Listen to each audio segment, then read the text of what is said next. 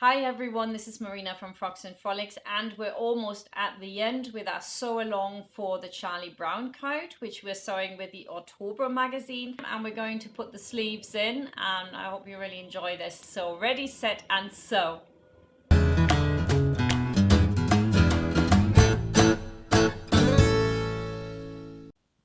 We're going to start with putting a little bit of wadding into the sleeve head. In your instructions, it says to put the wadding in after you've sewn the sleeve in. I personally find this method a little bit better because it gives it more structure to put it in at this stage and then sew it in when you put the sleeve in. You're meant to put it in from ease point to ease point, but you can also let it come down a little bit further. It will help with puckering further down the sleeve.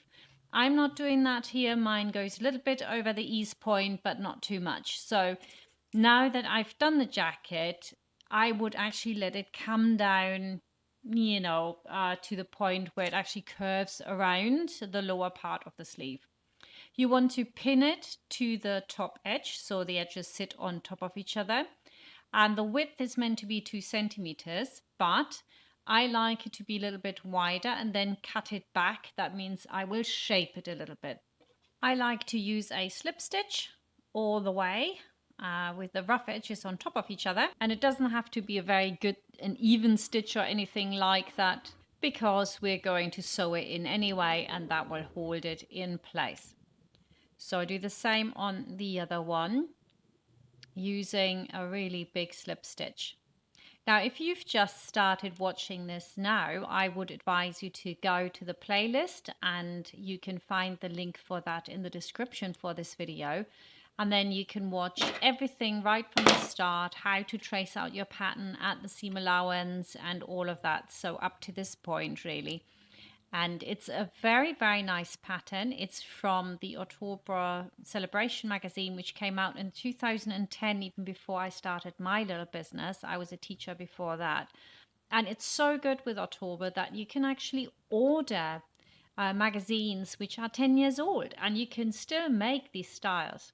So now what I'm going to do is trim off my wadding. I go to that 2 centimeters on the side, but I leave a longer part standing in the center because that will help it roll over nicer. It'll really give it some bulk, and I like that. So we don't want bulges, we want a little bit of bulk. Okay, do the same on the other side. Cut it back and leave it standing in the middle.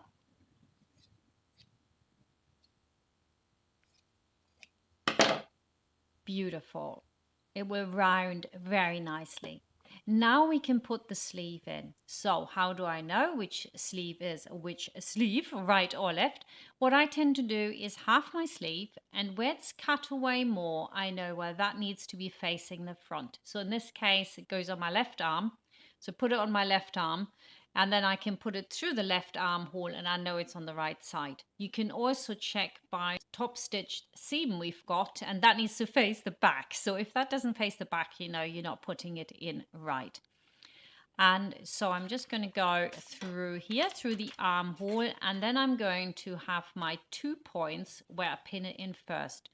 And that's on the shoulder seam, lining it up with a shoulder mark on your sleeve, and then on the underarm, which has a mark as well, and which will go on the side seam. So I'm starting on the shoulder in this case. Hang on, where's my mark? There it is. And I put that onto the shoulder. Very good, there we are. Then always pin from the inside, never pin from the outside. It makes it really hard. Always pin from the inside. And there you go. I'd forgotten to put mine on. It happens. So I'm getting out my pattern again, and I'm going to put that onto my lower part of the sleeve here. That's the underarm. And then I'm going to check where I needed the mark, and that's where I snip it. And while I was there, I made myself a coffee as well, because it always takes me a while to put in a sleeve. Having said that, this is really good about this pattern. Once you've steamed in the sleeve head, it was incredibly easy to put in. There wasn't really much more that I had to hold in. And when you pin it in, have your fingers underneath here so that you can roll the sleeve over a little bit. That means that the sleeve will have a tiny, tiny little bit more volume there, and it will not look tight. And the worst thing is when a sleeve looks tight, when you have just stretched it, especially since in that area, some of the sleeve is on the diagonal, which is really easy to stretch that out, you know, if you wanted to. So what you want to do is round it over, and that way you have a beautiful sitting sleeve that has no stretch in any place where it's put in. And so I'm going to just work my way around. My seam allowance here is 1 centimeter, and because you can, with Ottobre patterns, you can do your seam allowance as you like because you add it after you traced off your pattern. Then you could decide maybe to have a wider seam allowance if you wanted to, and then trim your seam allowances back in stages. That can be very helpful with bulky fabrics like mine. I didn't do it. Wasn't really necessary, but yeah, you could do that anyway. So now I'm checking my sleeve. Here on the back, it almost met, but not quite, which is a little bit of a shame. So little note to my colleagues at Ottobre. I don't know whether it was meant to meet or something, but it didn't meet. So do the same on the other side. I find my mark, put that on the shoulder. Find the mark for the underarm seam and put that onto the side seam. And then I'll just pin it all the way around, always rolling over my fingers, which are right under, and sort of kind of create a little groove in there over which the sleeve can roll. Really important. Get perfect sleeves like that. And there we go. Pop it all in. And if you want to know more about sleeves, on frocksandfrolics.com, you've got a course which originally I made for the Vivian, and it's got how to put in a cap sleeve and a short sleeve in all manner of ways. And then there's also a 3/4 length sleeve, how you put a cuff on that, and how to put that one in. So if you want to know more about sleeves, there are quite a few ways that you can put in a sleeve, and so check those out. I've linked them in the description as well. If you're interested, the courses are of course free. None of my method courses cost you anything. It's just I offer courses which come free with a pattern you buy as well, and those are not public, but I would say 90% of what I do has been on YouTube.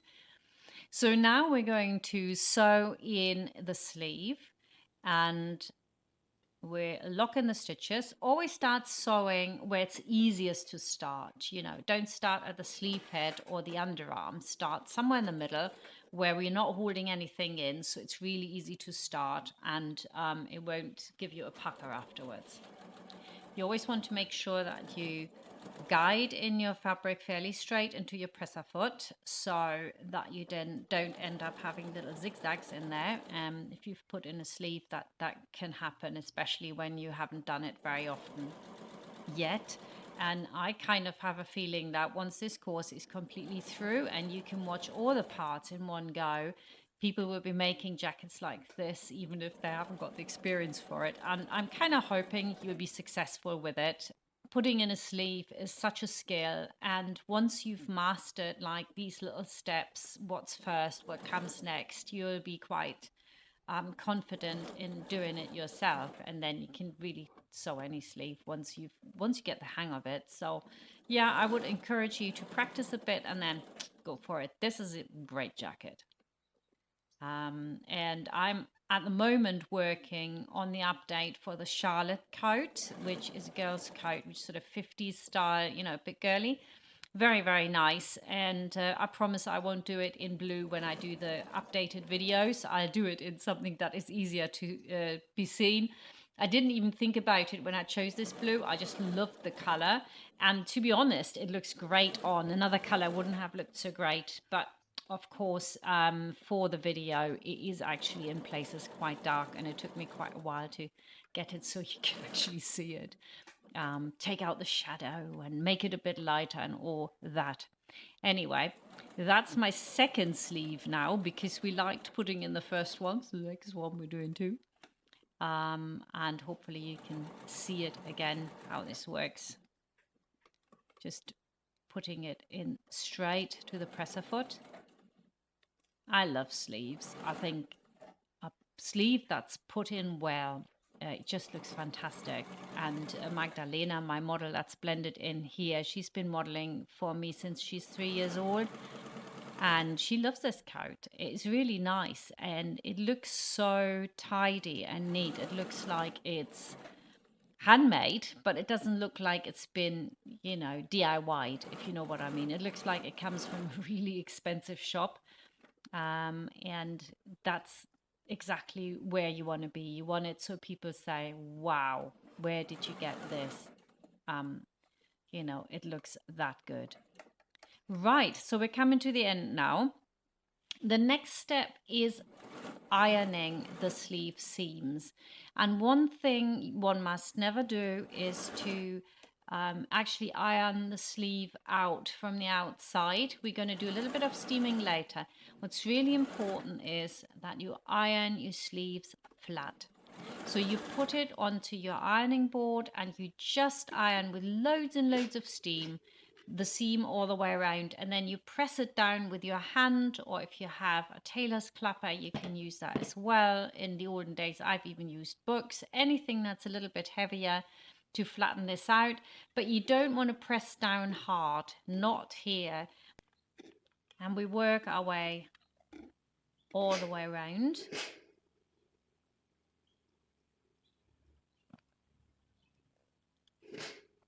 And there's another picture of Magdalena there with a coat shut because it's double-breasted. It's just absolutely gorgeous. So turn it to the outside and check. And you can see here a little pucker there. And if I had gone down further down with my lovely wadding, that would avoid that. That's what the difficulty is. So I will have to press that again a little bit with steam to get it right. And once that's done, I'm going to put my shoulder pads in. Now, I was looking which one is the right and which one is the left, and they were exactly identical. I couldn't really find which one it was. So I just decided on one of them. In an ideal world, the seam that goes down the middle will also sit on your shoulder. But these were very cheaply made. I got them from Joann's, and they were very expensive actually, but they are not the best. So if you can get a hold of a multi-pack of proper shoulder pads for ladies, or even gentlemen, doesn't matter, they're unisex, then you can just cut it down to make a smaller one. So we're just pinning the shoulder pad to the edge, even though at the ends here we will probably have to loosen up and take the pin back out to adjust it.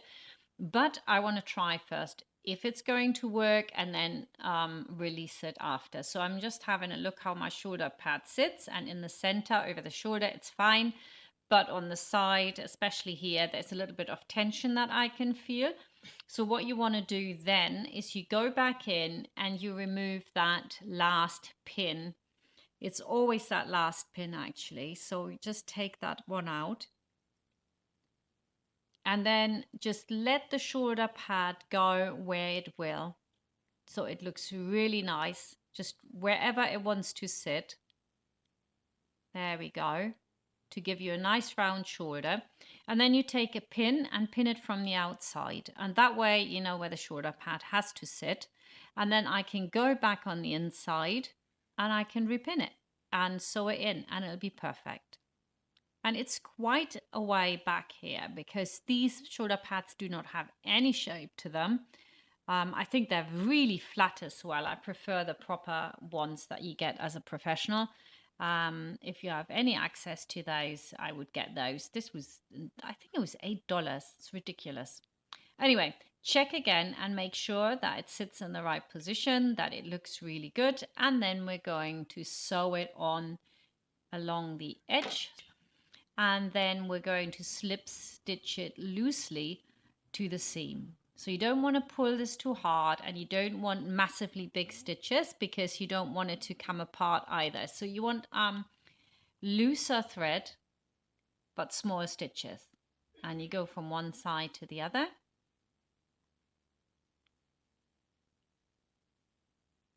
And I just wanted to say while we're looking at this, you can see my check here peeping out on the left on the picture, but also you can see the turn up on what Magdalena is wearing there.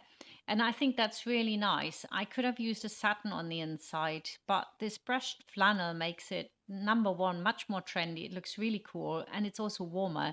So I would prefer that to a poplin or a satin, a lining satin. I think lining satins are really cool, and yes, you use them so that your jumper doesn't get stuck on them and all that sort of thing, but I think it doesn't really matter. I just really love the check flannel, and I think it's such a good way of doing it.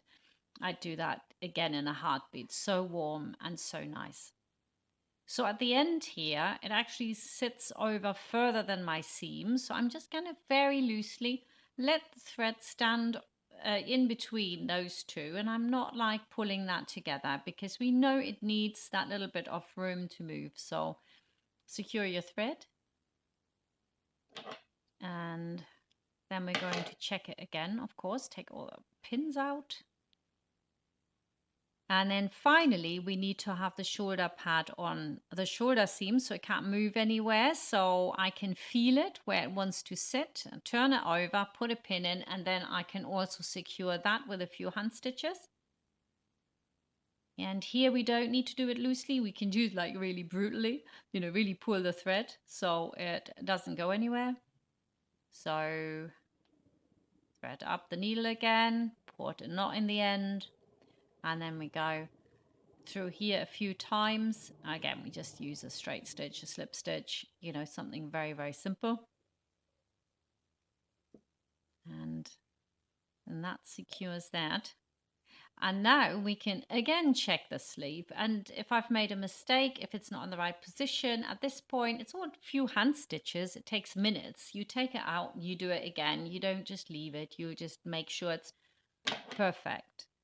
And then I'm going to remove all additional threads that are maybe peeping out. You know, we don't want anything showing. Have a tidy workspace, always, always. And once we've done that, we can have a final check from the outside again. And then we can do something which is steam it from the outside, which is something that there is a little bit of danger in it. But because I noticed that my seams wanted to fold over, I thought, well, this might be a good idea. So if you want to steam from the outside, move the jacket over your sleeve ironing board, and then we're just going to, with a bit of steam, smooth the seam into the sleeve so that doesn't move, and see if then the seams don't fold over. What happens is if you have top stitch, say the back seam of the sleeve, and you've got all these layers there, it's very thick and it pushes against the armhole seam, and it will actually make it so that it falls over, and that doesn't look very nice. So that's why I'm steaming it now to see whether that works. And in most cases, if you don't use super thick fabric like I do, I really did make it hard for myself. I mean, it's super thick, this stuff, but it's also super warm and it's great fabric. So brushed wool, yeah, it's not the easiest to work with. So I checked it, and it still did it. So if you come to the end and you say, well, okay, they still roll over because it is just too thick, what you do is thread up a needle, and then we're just going to attach the seam to the armhole in those areas, and all you have to do is just secure it. I would use a little bit of an X stitch so that it's not pulling it in, so you don't end up with a pucker outside. You know, you want it together but loose. You don't want to pull on the thread. And I've done that on the front one, and the back one is particularly bad. It just really wants to fold into the back of the coat, and we don't want that, especially not when the lining is in, which is our next step. And we don't want to have to go back in doing all these things. So I'd rather do them now. So pull it nice and flat and also secure that seam. And as you can see from the finished jacket, it really does sit beautifully. And there you can see that lining peeping out again. I just love this coat. Anyway, what more can I say? We have come to the end here. We've checked it and now it sits properly, all of it. And I hope to see you again next week where we're going to put the lining in, and especially that tricky little vent at the back. Bye for now.